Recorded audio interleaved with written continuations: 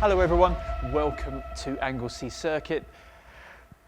We have, well, one of the cars that I'm most excited about, the new Porsche GT4 RS.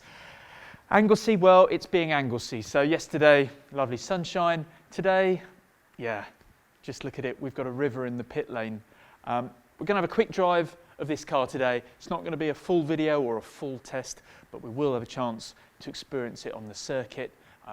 I drove it a couple of weeks ago in Portugal on the road, so it'll be really interesting to get those circuit miles today.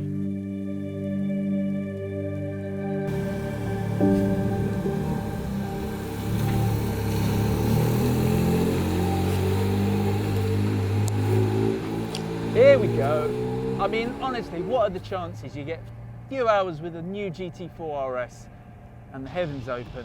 It's going to be very, very slippery. In fact, I know it's very slippery because I just did a couple of sighting laps.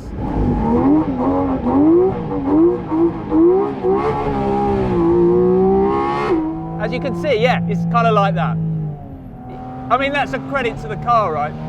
The way it communicates, but you really can just feel it nibbling, and as that grip level ebbs and flows. This is that noise. As that grip level ebbs and flows, you really feel it through the steering.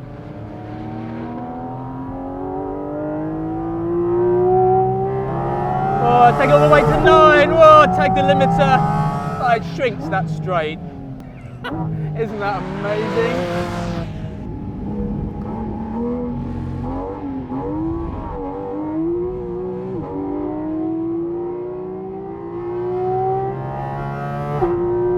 Just listen to the way that revs.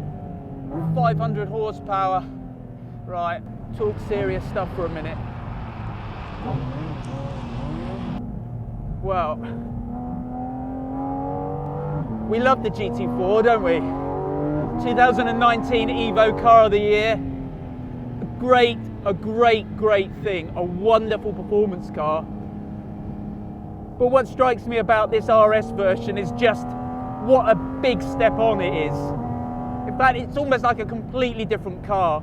I mean, that engine for a start, not only is the performance so much higher, but it gives it a completely different character. Just listen to that. It's absolutely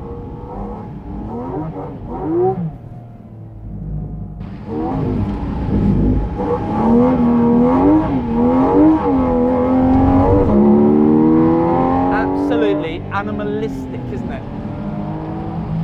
The way it responds to the throttle, and the combination of it with that lower gearing it's not just the engine, it's the fact that, and you notice this on the road, the gearing, it gives it so much more acceleration.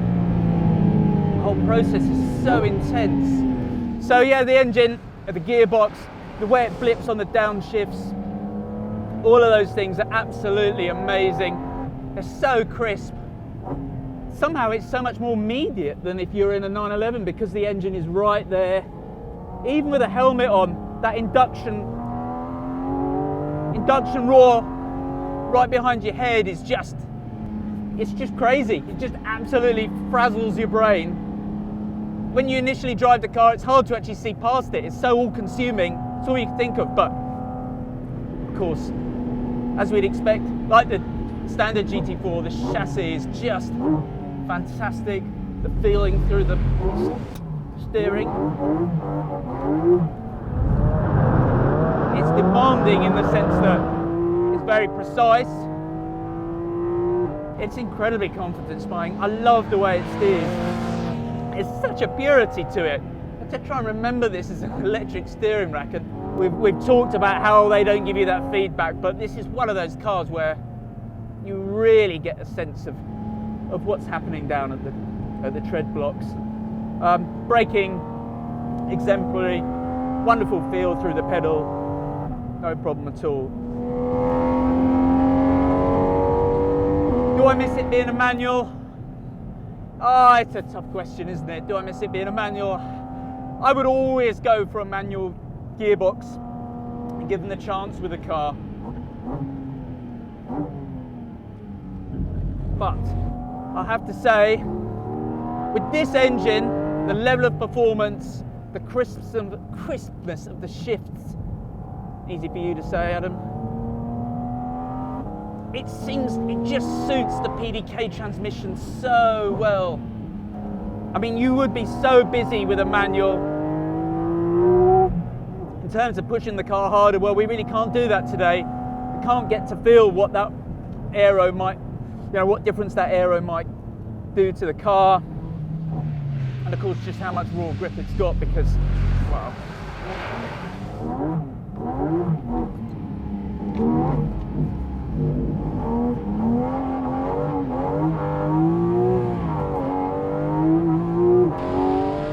what don't I like about this car, Adam? Come on, think of something. There's nothing I don't like about this car. There really isn't. It just encapsulates what I love about a great driver's car. It's got that wonderful engine. Oh, it's got this chassis balance and steering and this gearbox, and it looks like it does, which I think is awesome, and everything about it.